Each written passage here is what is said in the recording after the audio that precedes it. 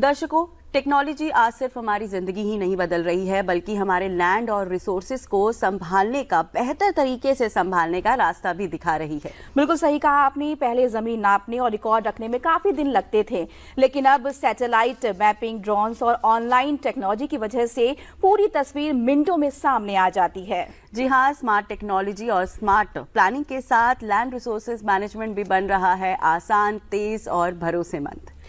तो दर्शकों, इसी महत्वपूर्ण विषय यानी technological advancement in land resources विषय पर आज हमारे साथ बातचीत करने के लिए हमारे स्टूडियो में मौजूद हमारे बहुत ही खास मेहमान पी नरहरि जी, IAS 2001 बैच, joint secretary, department of land resources से। सर, बहुत बहुत स्वागत है आपका DD morning show. Thank you, नमस्कार।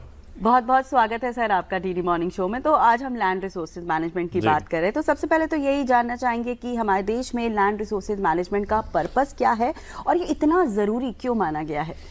देखिए, अभी 2014 के बाद जितने सारे रिफॉर्म्स माननीय प्रधानमंत्री जी लाए थे, उसमें से सबसे महत्वपूर्ण रिफॉर्म अगर कुछ हो रहा है वो है जमीन, लैंड रिसोर्स। जमीन हमारा एक बहुत ही महत्वपूर्ण रिसोर्स है, एक हमारे लिए, हमारे देश के लिए हाईली पोटेंशियल वाला अगर कोई रिसोर्स है वो है जमीन होता है जी। तो कई सारे क्षेत्रों में ये रिफॉर्म्स लाए गए, लेकिन सबसे महत्वपूर्ण रिफॉर्म जो आया है वो है लैंड रिफॉर्म्स।